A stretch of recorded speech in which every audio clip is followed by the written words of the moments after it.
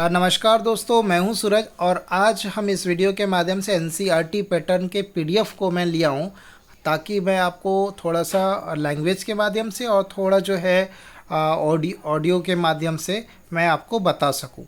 तो यहां पर सबसे पहले हम लोग यदि समझने का प्रयास करें कि विद्युत धारा का उसमें प्रभाव क्या है, उस टॉपिक पर ही हमारा ये डिस्कशन क्लास रहेगा, जिसमें कि ये बताऊंगा मैं आपको कि विद्युत धारा का उसमें प्रभाव होता क्या है, यानी कि विद्युत धारा का तापीय प्रभाव क्या होता है इसके बारे में। तो जब कभी उसमें प्रभाव या तापीय प्रभाव आ जाए तो आप क्या आंसर लिखोगे उसके बारे में, तो ये जानिए।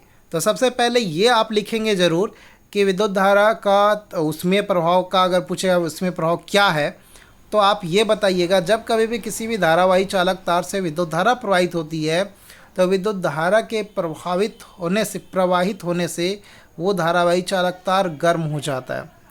ठीक है, वो धारावाही चालक तार गर्म होता है, यानी कि विद्युत धारा जो है ना ऊष्मा को उत्पन्न करता है और इसी प्रभाव का उपयोग विद्युत हीटर में, विद्युत इस्त्री में इत्यादि में किया जाता है।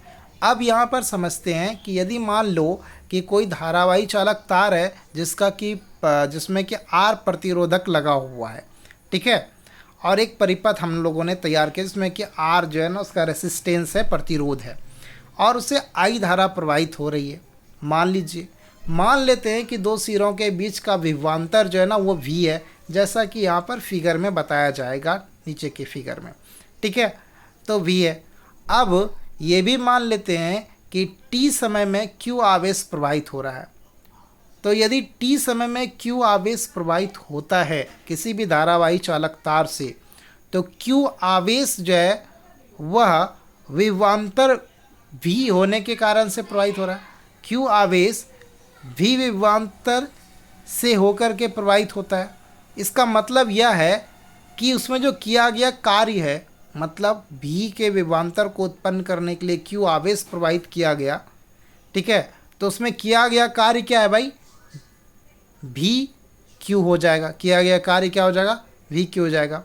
अब देखिए, कोई भी धारावाही चालक तार में यदि कार्य हमें पता चल गया है और ये भी पता है कि टी समय में ही जो है ना कितना कार्य हुआ है, भी क्यू कार्य हुआ है, तो आप ये कह सकते हो यहाँ पर आप ये कह सकते हो कि इस परिपथ में जो शक्ति है वो क्या होगा, P = भी क्यू बटा टी हो जाएगा।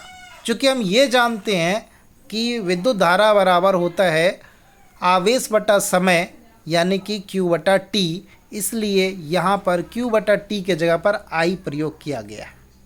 ठीक है, अर्थात यहाँ पर समय t में जो है उस स्रोत से यदि जितनी शक्ति है उसे समय से यदि मल्टीप्लाई कर दिया जाए तो उसकी ऊर्जा प्राप्त हो जाएगी। क्योंकि ऊर्जा बराबर होता है शक्ति गुना समय।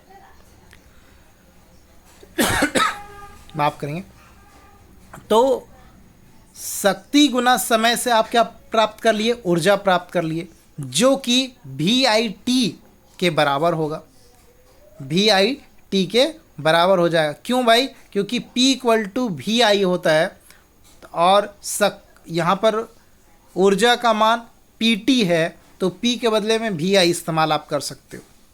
ठीक है, यहाँ पर आप समझ गए। तो स्रोत द्वारा जो खर्च किया जाने वाला ऊर्जा है वो कितना है, यह जो है ऊर्जा ऊष्मा के रूप में प्रतिरोधक द्वारा जो है नच्छनीय है। अब यहाँ पर ये समझते हैं कि टी समय में धारा कितनी I प्रवाहित हो रही है, टी समय में कितनी धारा प्रवाहित हो रही है, I प्रवाहित हो रही है, इसलिए इसमें उत्पन्न ऊष्मा का मान उतना ही होगा जितना ऊर्जा है।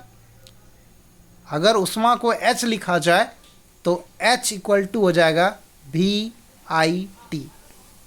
यहाँ पर VIT आ गया। ठीक है, ओम के नियम से हम जानते हैं V = होता है IR। V = क्या होता है, IR। तो V के जगह पर जब आप IR लगाओगे तो I 2 हो जाएगा, तो यहाँ पर क्या हो जाएगा भाई, H = I² RT, I² RT हो जाएगा। ठीक है। जो किसको बतला रहा है यहाँ पर, जो आपको बतला रहा है कि टी समय में आई धारा प्रवाहित हो रही है और उसका जो प्रतिरोध है वो आर है। ठीक है, उसका जो प्रतिरोध आर है। अब इन सब का मान प्राप्त हो जाने के बाद हमें जूल का जो उष्मीय नियम है वो भी कॉन्सेप्ट देखिए क्लियर हो रहा है। पूरा का पूरा कॉन्सेप्ट ही क्लियर हो जाएगा यहाँ पर। कैसे? H इक्वल टू क्या है, आई स्क्वायर आर टी। तो यहाँ पर बारी बारी से अगर देखा जाए जूल के तापीय नियम को, तो ये स्पष्ट हो जाएगा कि उत्पन्न ऊष्मा जो है, उत्पन्न ऊष्मा H जो है वो उसमें जो धारा जो उत्पन्न हुआ है, धारा जो उत्पन्न है उसके वर्ग का सीधा समानुपाती है, यानी कि आई स्क्वायर जो है उसका सीधा समानुपाती हो गया। दूसरा, उस धारावाही चालक तार का जो प्रतिरोध आर है उसका डायरेक्टली प्रोपोर्शनल हो जाएगा। और तीसरा, कितने समय तक धारा प्रवाहित हो रही है यानी टी के भी वो क्या होगा, अनुक्रमानुपाती हो जाएगा। तीनों नियम जो है वो हमारा ये जो ऊपर में एक्सप्रेशन प्राप्त हुआ है H equal to I square R T, ये तीनों के तीनों का अनुपालन यहाँ पर कर देता है। ठीक है। अब इतना सब कुछ जान लेने के बाद हम ये कह सकते हैं कि किसी भी धारावाही चालक तार में उत्पन्न ऊष्मा उसमें प्रवाहित विद्युत धारा के वर्ग का सीधा समानुपाती होता है जब आप प्रतिरोध तथा समय को नियत रखो, तथा उत्पन्न ऊष्मा वो उसके प्रतिरोध का सीधा समानुपाती होता है जब समय तथा किसको नियत रखेंगे, आप धारा को नियत रखेंगे। इसी प्रकार आप धारा को तथा रेसिस्टेंस को नियत रखेंगे तो आपको पता चल जाएगा कि समय का समानुपाती होता है। इस डायग्राम के माध्यम से ही सारा कुछ क्लियर हो रहा है। ठीक है, आज के इस वीडियो में इतना ही। यदि आपको ये वीडियो पसंद आया, क्योंकि ऑडियो के ही माध्यम से मैक्सिमम बातों को मैंने जो है ना रखा है यहाँ पर, एक PDF के माध्यम से सिर्फ थोड़ा सा बातों को समझाया है।